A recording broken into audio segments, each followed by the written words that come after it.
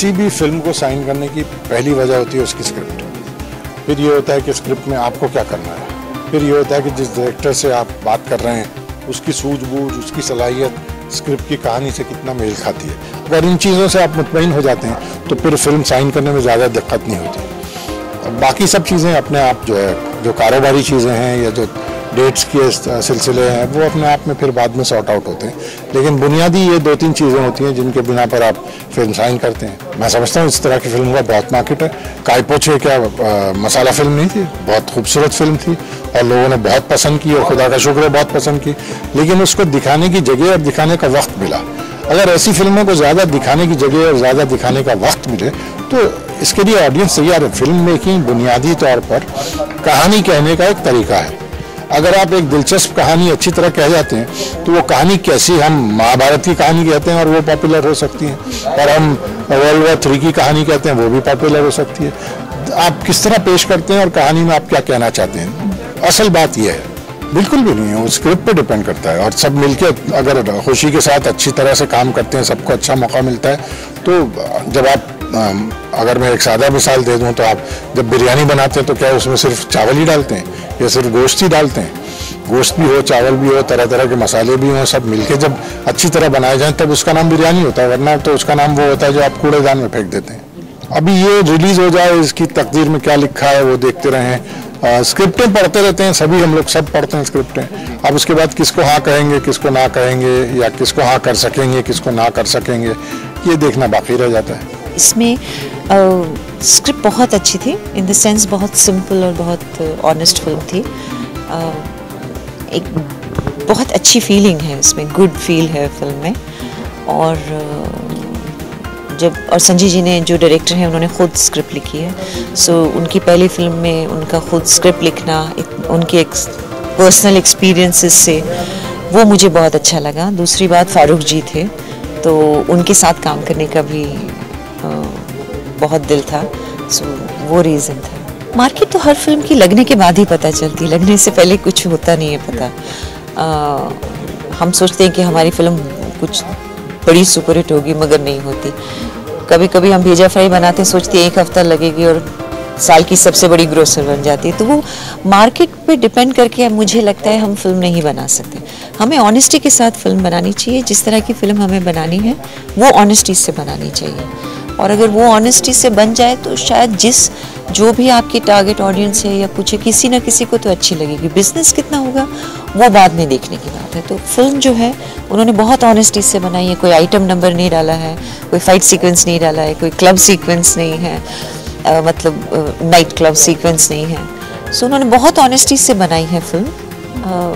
जो उसकी ऑडियंस होगी उनको शायद अच्छी लगे। सोशल थी ये तो डायरेक्टर ही आपको बेहतर बता सकते हैं। नहीं, मुझे पता नहीं कि वो क्या करना चाहते हैं इस फिल्म के साथ। एज एक्टर्स उन्होंने जो किरदार बताए हैं वो हमने किए, मगर वो मैसेज वो मुझे लगता है वो ही बेहतर बता पाएंगे। हमारे हिंदी फिल्म साल में तकरीबन 400 फिल्में बनती हैं। अगर आप थोड़ा सा भी मुख्य किरदार करने वाले एक्टरों की गिनती करें तो शायद 20 होगी, तो 40-50-60 स्क्रिप्टें हर एक्टर को मिल जाती हैं हर साल में। अब उसमें जो हमको चुनना है वो क्या करना चाहते हैं, क्या नहीं करना चाहते हैं। तो जो स्क्रिप्ट आपको अच्छी लगती है, जो डायरेक्टर में आपको थोड़ा सा भरोसा आपको लगता है, आप उसकी फिल्म कर लेते हैं। जैसे अभी आपने शाहनवाज का जिक्र किया, मुझे पता है कि बहुत ही कामयाब फिल्म है, बहुत इंटरेस्टिंग नॉवल पर दिवाकर बैनर्जी साहब ने बनाई थी, जिनकी मैं बड़ी बार करता हूँ, पर्टिकुलरली आफ्टर घोसला।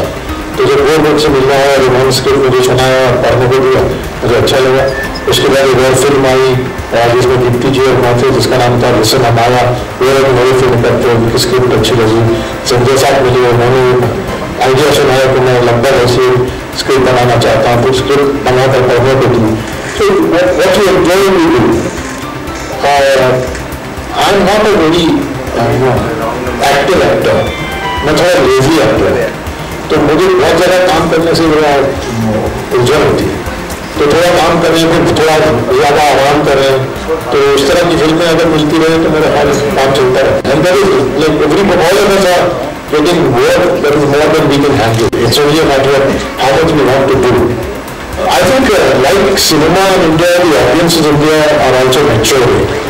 The opportunity for the audience to view such films and the opportunity for such films to find space, that is what inclusion. वो दरअसल टेरी की वही आ जाता कि अपने साल के तौर पर समझो साक्षी फिल्म, अब आप उसको लोगों तक पहुंचने का वक्त, लोगों तक पहुंचने की जगह पे अगर आप वक्त भी नहीं देते, जगह भी नहीं देते, तो उनका कसूर है ना फिल्म का कसूर है. तो that is something that we need to tackle. और जैसा मैं पहले अर्ज कर चुका हूँ कि इसमें जो है मीडिया को बहुत बड़ा रोल करना चाहिए और हमको मीडिया से बड़ी उम्मीद है. अब देखें मीडिया क्या करता है. उसके बाद आप ये जरूर कर सकते हैं बड़े दबाव से उनकी फाउंडेशन का काम बड़ा खराब था और ये बहुत but at least get the film a chance to stand and be seen. That is what we are. And the media should really play its role in that. क्या है, हर एक्टर के अंदर एक आमिर खान छुपा रहता है, तो मेरे अंदर भी है और वो निकलने की जोर जोर से कोशिश करता है. इस पिक्चर में मौका मिल गया उसको निकलने का, हर पिक्चर में नहीं मिलता, लेकिन मजा आया. नहीं, पहले तो ये बात है कि ये बात या दो लोगों की नहीं है, ये एक चीज़ है अनफॉर्चुनेटली, बहुत ही दुख की बात है, हर किसी के साथ हो रही है और हम सबको इन चीज़ों के बीच में रहना है. एक तरीके का नया सिस्टम बनाना है लाइफ में जो बिल्कुल सेफ्टी और सिक्योरिटी पे बेस्ड हो. एक नेटवर्क बनाना पड़ता है दोस्तों का, रिश्तेदारों का. ऐसा होना नहीं चाहिए मगर ऐसा हो रहा है और ये नहीं ठीक है, क्योंकि चाहे वो फिल्म इंडस्ट्री में हो या किसी ऑफिस में हो या कहीं और हो, हर मैं तो वो भी छोड़ दीजिए, अगर आप सड़क पे भी चल रहे हैं तो भी ये हमेशा आपके ऊपर वो खतरा रहता है. सो ये अनहेल्थी एक सिचुएशन है, बिल्कुल नहीं होनी चाहिए, लेकिन अब नहीं होनी चाहिए कहने से काम नहीं चलेगा. हमें अपनी सिक्योरिटी बेटर करनी पड़ेगी. जहाँ तक मेरा और श्रुति के साथ रहना है, मुझे उनके साथ रहना चाहिए. आपको पता भी नहीं है कौन कहाँ रहता है, तो आपके लिए इतना पर्सनल कमेंट करना मुझे लगता है ठीक नहीं लगता. मेरी बेटी है, मैं उसका ख्याल रखूँगी, आप परेशान हैं. Thank you. Actually, it is actually 6 to 60 and we have shown it to that age group also as a target audience. We had vast screenings and we have found that people all across the age group have loved the film. In fact, I would cite an instance. जब हम सब लोगों के साथ एक screening की थी तो स्कूल के बच्चे आए थे and they wanted to have a photograph with Manu Bhai because they liked all the the colorful t-shirts he was wearing and the slogans written on it. So I think somewhere he connected with that audience also. So I would say it is a family film. It has nothing to do with a particular age. हमारे जो protagonists हैं वो एक certain age groups हैं, doesn't mean कि वो उस age group के लिए है. हम किसी senior citizens की बात कर रहे हैं, हम वो कहानी उनके थ्रू कह रहे हैं जो उस age group के आसपास है, लेकिन हम कहानी जिंदगी की कह रहे हैं कि जिंदगी तो चलती रहती है, जिंदगी जिंदा दिली का नाम. That is the message of the film and that is the inherent I would say the light in the film is that. चिंता था और जिस तरह से वो लोग हंसी मजाक और मस्तियाँ करते थे वो मेरे लिए एक रेवोल्यूशन था जो शायद मैंने पहले कभी नहीं देखा था. वो जब आते थे और जितनी देर वो उस क्लब में बिताते थे समय, वो एक अलग ही जिंदगी जीते थे. और मुझे शायद ये लगता था ये लोग शायद साउथ मुंबई के रेस लोग हैं, इनके पास पैसे हैं, अपनी वाइलिंग अवे देयर टाइम कि उनको लाइफ में क्या प्रॉब्लम है. लेकिन धीरे धीरे जैसे मैं उनको जानता गया पता चला कि किसी ने अपना बेटा खो दिया है, पता चला किसी ने अपनी पूरी जायदाद खो दी है, किसी का कोई फैमिली उसको छोड़ के अब्रॉड चली गई है. तो ऐसे बहुत सारे लोग मिले जो धीरे धीरे जब मैं उनको जानता गया तो मुझे पता चला कि ये जिंदगी यहाँ जी रहे हैं, जो ये हंसी है इनकी, ये उन्होंने एक्वायर की है एक तरह से. जिंदगी जीने की एक जो अदा है इनकी, वो कुछ इस तरह से इन्होंने डेवलप की है कि वो जो उनका जो गम है, जो उनकी परेशानियां हैं, जो वैक्यूम्स हैं उनकी लाइफ में, उसको उन्होंने अपने ऊपर हावी नहीं होने दिया. वो जिंदगी को जिंदा दिली के साथ जी रहे हैं और जो एक कमराडरी उन्होंने वहाँ डेवलप की है उसके साथ वो अपनी जिंदगी को हंसते खेलते गुजारते हैं. ये तो एक कमर्शियल डिसीजन होता है जो डिस्ट्रीब्यूटर का भी बहुत बड़ा हाथ होता है. वो शायद इस चीज़ को ज़्यादा बेहतर समझते हैं कि कौन सी फिल्म किस समय रिलीज की जानी चाहिए. उनका ये कहना था कि दोनों फिल्म की ऑडियंस अलग है और हम उनसे कम्पीट नहीं कर रहे हैं. हमारी एक सर्टेन ऑडियंस है और हम ये मान के चलते हैं कि जो लोग एक खास तरह की फिल्म नहीं देखना चाहते उनके पास कोई एक ऑप्शन होना चाहिए, और एक बड़ी फिल्म के साथ एक छोटी फिल्म एग्जिस्ट कर सकती है। ऐसा लगता नहीं है, इतना बड़ा मार्केट है हमारा, और बहुत से ऐसे लोग हैं जो ऐसी फिल्म देखना चाहते हैं, और हमें कोई 100 करोड़ की का बिजनेस नहीं करना है। तो छोटी फिल्म है, हमारी लागत भी निकल जाए और लोग को फिल्म पसंद है, हमारे लिए बहुत है। And you don't have to start enjoying life again, you have to continue enjoying life again. That is what the film has to say in principle. And I think I speak for all of us when we say that the film is essentially about what we popularly call joie de vivre, the spirit of living it in the best manner possible. I don't think there are anybody amongst us, particularly people who have crossed, say 30 and more than 30, who have not seen some down days as they have seen some up days. But you don't keep focusing on the down days and then spoiling the up days as well. So that is really what the film is about. And for somebody who said that there is lots of competition in the market, of course there is, and there always is. So you will not find any date that is like completely free of competition, because either there is a very popular film that continues to run, or there is a very popular film or a very major film that is going to be concurrent with what you are doing. But essentially we think that, like Sanjay Sir pointed out, there is a definite growing audience for cinema of this, what we popularly call the off-mainstream spectrum. So if we allow that cinema to find some breathing space, I think it's good for the audience, it's good for the filmmaker, and I believe it's good for mainstream cinema as well, because they can both feed on each other.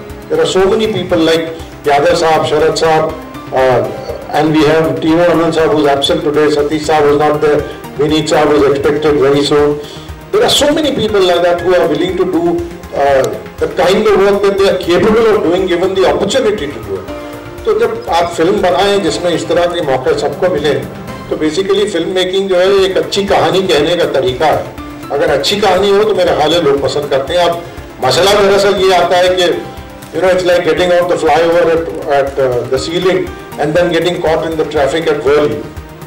तो अगर आपको सांस लेने का मौका ना दिया जाए, खड़े रहने की जगह ना दी जाए, तो फिर it's bad for the audience, it's bad for the film maker. इस तरह की फिल्म मेकिंग करने वालों के लिए बहुत डिस्करेजिंग मामला हो जाता है।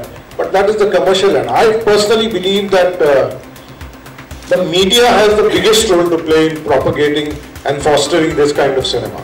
We can not afford the kind of promo budgets that the big film maker can afford, but we would like that you cooperate if you think the film is worth something, and if you feel that off mainstream cinema needs to find a place of its own. अगर आप लोग थोड़ा सा active हो जाएं, तो then it is a big support to filmmakers like him. वरना जो और लोग हैं वो तो अपने आप ही उसको propagate कर सकते हैं. So let's see the kind of role that the media plays. I think old is a state of mind, and you grow only as old as you become. If you want to become old, you become old. If you want to stay young, you stay young. If your physical abilities are enough to keep you going, ये नहीं है कि जो है आप बिस्तर से लगे हुए हैं और उठ ही नहीं सकते। हालांकि you have people who cannot get out of the wheelchair and who are doing brilliant work. A case in point, I'm giving you only one example, would be the eminent scientist Stephen Hawking.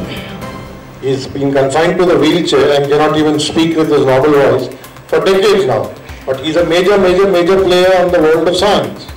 So it's just a state of the mind. अगर आप चाहें तो आप बहुत बूढ़े हैं, और बूढ़े आप बचपन से हो सकते हैं, और आप अगर चाहें तो बूढ़े नहीं हैं। जब आप रघुवीर यादव साहब का किरदार देखेंगे फिल्म में, तो I think you will completely change your opinion.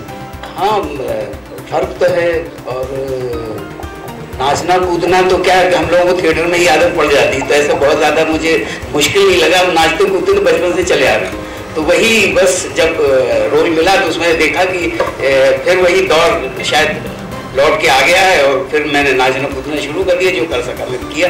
तो ऐसा कोई दिक्कत या तकलीफ और ऐसी कोई परेशानी का सामना नहीं करना पड़ा। सिर्फ परेशानी एक चीज़ की थी कि मुझे गुजराती कैरेक्टर था जो मैंने इससे पहले कभी किया नहीं, तो वो थोड़ा मेरे फाकते उड़ाए हुआ था कि कैसे इसको करूँ, लेकिन धीरे धीरे फिर थोड़ा सा संभल गई बात। तो यही लैंग्वेज को लेकर थोड़ी सी दिक्कत हुई, बाकी और कोई मुझे इस तरह की परेशानी नहीं हुई नाचने कूदने में। He got to do something which he had not done in real life. Yadav Saab fell off a wall and injured himself very badly. So at least I have failed to do that even in my younger days. I think Yadav Saab did the same thing for the first time. So there is lots that we did together for the first time, and you will see all of that on the screen. Like I said, younger is the state of the mind. Arun ji and Raghuveer ji, Sharad and I have already worked together. Tinu ji also I worked with, and Vineet ji. So working with these three actors for the first time, and Sanjay ji was the first for me. हमने कुछ नहीं किया, हम सब कुछ कर चुके थे, जो कुछ कर सकते थे सब कर चुके थे, इस पिक्चर में कुछ नया नहीं किया। हाँ, इसमें हमने किसी के वो आदमी क्या करता है इस पे हमने ज्यादा वो नहीं दिया है। वो आदमी पोजीशन हो सकता है, ब्यूरोक्रेट हो सकता है। विनीत मेरी अभी नहीं है यहाँ पे, बट एक कैरेक्टर सिन्हा का character retired bureaucrat income tax commissioner. तो हमने वो क्या प्रोफेशन है उनका उस पर ज्यादा वो नहीं किया है, बट किसी की भी जिंदगी में ये कुछ ऐसी चीजें हो सकती हैं जो एज अ पर्सन उसको अफेक्ट करें।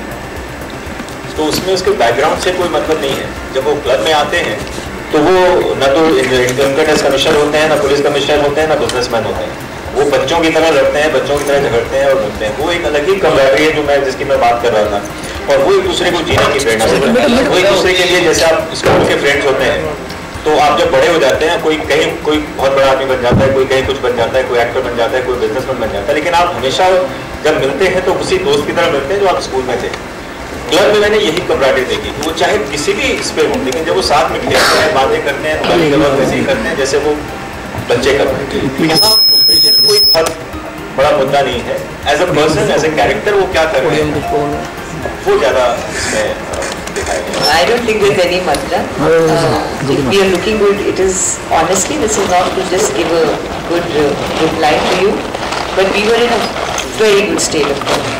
We had so much fun and so much happiness was there on this set, which doesn't happen in all films. Usually we go, we work and we come back, because that's what we are supposed to do. But we had the added kind of energy on the set. It was very happy, and there was so much food, and there was such good food, and there were so many sweets. So we were actually in a very good state of mind, and I think it's reflecting on all our faces. अभी आप लोग मुझे कितनी बार वापस बुलाएंगे? मैं तो I'm there only. I think sometimes it comes, but I keep answering that. I think it's just that मैं बहुत फिल्में नहीं करती हूँ, कम करती हूँ, तो हर बार लगता है कि कम बैक हो रहा है, मगर इतनी बार होता नहीं है। कभी कभी जो फिल्म आ जाती है कहीं देखने में लगता है कि शायद कमाते हैं, मगर ऐसी कोई बात। हमारे हिंदी फिल्म वर्ल्ड में साल में तकरीबन 400 फिल्में बनती हैं। अगर आप थोड़ा सा भी मुख्य किरदार करने वाले एक्टरों की गिनती करें तो शायद 20 होगी। तो 40-50-60 स्क्रिप्टें हर एक्टर को मिल जाती हैं हर साल में। अब उसमें जो उनको चुनना है वो क्या करना चाहते हैं, क्या नहीं करना चाहते हैं। तो जो स्क्रिप्ट आपको अच्छी लगती है, जिस डायरेक्टर को आपको थोड़ा सा भरोसा होने लगता है, आप उसकी फिल्म कर लेते हैं। जैसे अभी आपने शंघाई का जिक्र किया, मुझे पता है वो बहुत ही कामयाब फिल्म है, बहुत इंटरेस्टिंग नॉवल पर दिवाकर बैनर्जी साहब ने बनाई थी, जिनकी मैं बड़ी कदर करता हूँ, पर्टिकुलरली आफ्टर घोसला का घोसला। तो जब वो मुझसे मिलना है और उन्होंने स्क्रिप्ट मुझे सुनाया, पढ़ने को दिया, मुझे अच्छा लगा। उसके बाद एक और फिल्म आई जिसमें गिप्ती जी और मैं थे, जिसका नाम था लिसन अमाया। वो एक नई फिल्म में करते हैं, उनकी स्क्रिप्ट अच्छी लगी। संजय साहब मिले, उन्होंने आइडिया सुनाया कि मैं लगभग ऐसी स्क्रिप्ट बनाना चाहता हूँ, तो स्क्रिप्ट बनाकर पढ़ने को दी। तो what you enjoy to do. I am not a very active actor, मैं थोड़ा लेजी एक्टर है, तो मुझे बहुत ज़्यादा काम करने से मेरा उलझन होती है। तो थोड़ा काम करें, फिर थोड़ा ज़्यादा आराम करें, तो उस तरह की फिल्में अगर मिलती रहे तो मेरा ख्याल काम चलता रहता है। And that is like every all of us are getting work that is more than we can handle. It's only a matter of how much we want to do.